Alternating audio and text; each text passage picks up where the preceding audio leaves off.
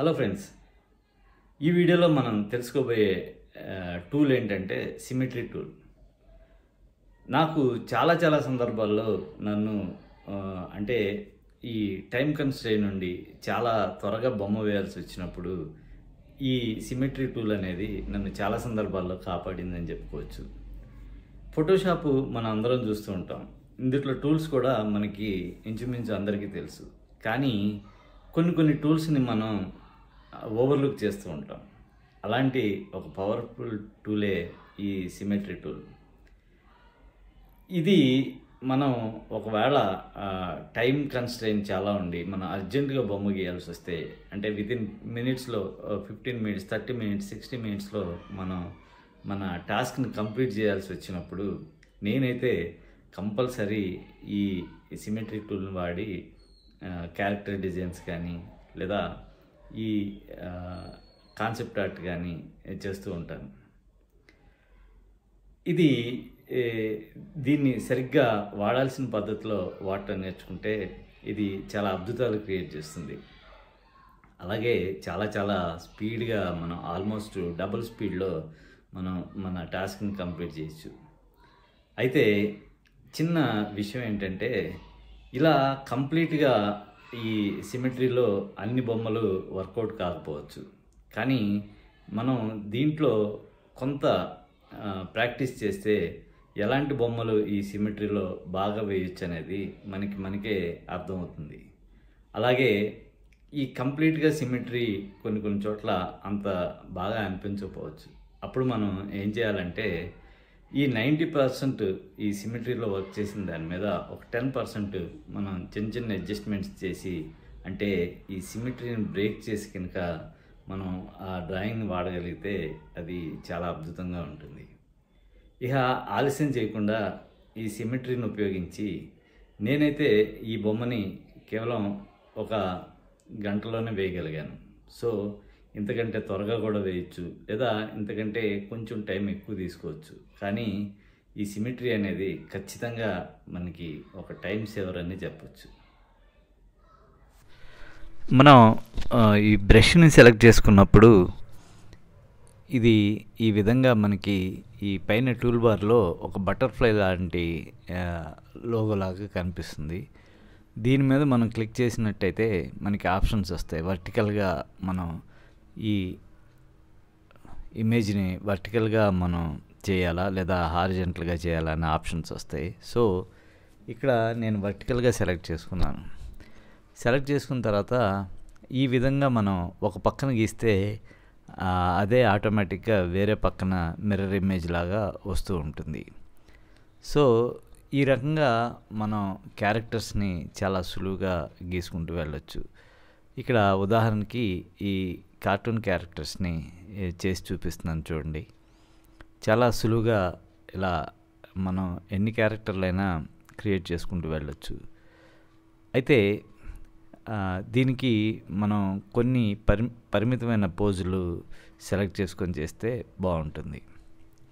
ఇక అదేవిధంగా ఇది కేవలం ఈ క్యారెక్టర్స్ మాత్రమే పరిమితం కాకుండా మనం ఈ కాన్సెప్ట్ ఆర్ట్లో కూడా దీన్ని ఉపయోగించి చాలా వరకు, అంటే ఒక పక్కన మనం వర్క్ చేస్తే అది ఆటోమేటిక్గా వేరే పక్కన మనకి ఆటోమేటిక్గా వస్తుంది. కాబట్టి ఇది మనకి చాలా టైం సేవ్ అవుతూ ఉంటుంది. ఇక్కడ చూడండి, ఇక్కడ ఈ ఫేషియల్ ఎక్స్ప్రెషన్స్ అనేది నేను ఈ ఫేస్ని ఈ సిమెట్రీలో వర్క్ చేస్తున్నా. సిమెట్రికల్గా చేస్తున్నప్పుడు మనం ఒక పక్కన చక్కగా చేస్తే సరిపోతుంది. అయితే మీరు గమనిస్తే ఒక చిన్న విషయం, ఇక్కడ నేను ఏం చేశానంటే ఫేస్ వరకు సిమెట్రీని వాడి బాడీని మాత్రం కొంచెం యాంగులర్లో బాడీని తీసుకున్నాను. దీనివల్ల మనం సిమెట్రీని బ్రేక్ చేయటం అవుతుంది. ఇందాక చెప్పిన విధంగా, అంటే ఇప్పుడు మనం ఒక 90% వర్క్ మొత్తం సిమెట్రీగా చేసినా కానీ కొంత ఇలా ఈ విధంగా మనం సిమెట్రీని బ్రేక్ చేస్తే అది బొమ్మ చాలా అద్భుతంగా ఉంటుంది. అలా కాకుండా మనం బాడీని కూడా ఫేస్ని కూడా సిమెట్రీగా వేస్తే అదేమవుతుందంటే అది అంత లైవ్లీగా మనకి కనిపించదు. సిమెట్రీ బ్రేక్ చేస్తూ ఉంటే అది మనకి కరెక్ట్గా ఉంటుంది.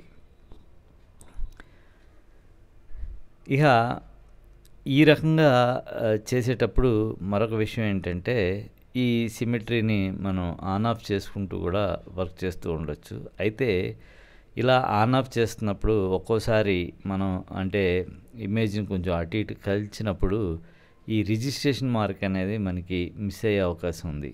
అందుకని మనం ఈ బొమ్మని ప్రారంభించబోయే ముందే ఒక చిన్న రిజిస్టర్ మార్క్ గనుక వేరే లేయర్లో మనం నోట్ చేసుకుంటే, మనం ప్రతిసారి దానికి ఈ సిమెట్రీని లైన్ని అలైన్ చేసుకుంటే సరిపోతుందన్నమాట.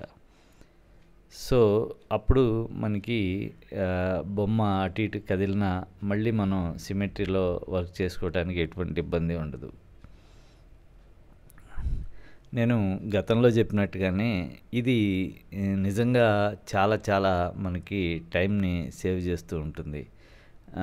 ప్రొడక్షన్లో ముఖ్యంగా మనం కొన్ని సందర్భాల్లో మనం చాలా తక్కువ టైం ఉంటుంది. క్యారెక్టర్ డిజైన్ చేయాలి లేదా ఎలాంటి కాన్సెప్ట్ చేయాలి అంటే ఖచ్చితంగా ఈ సిమెట్రీని ఉపయోగించి చేయటం వల్ల మనకి చాలా టైం సేవ్ అవుతూ ఉంటుంది.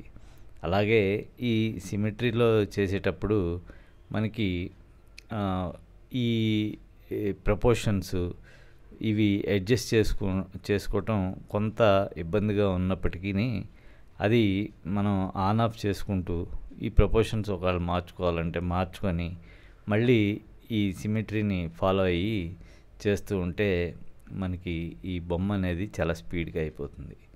ఇలా ఈ ఫోటోషాప్లో ఉన్న సిమెట్రీ గురించి మీరు ట్రై చేసి చూడండి. ఇది నిజంగా చాలా చాలా స్పీడ్గా మనని వర్క్ కంప్లీట్ చేయడానికి ఉపయోగపడుతుంది. ఈ బొమ్మని నేను దీన్ని 1 గంట లోపల ఫినిష్ చేయగలిగాను.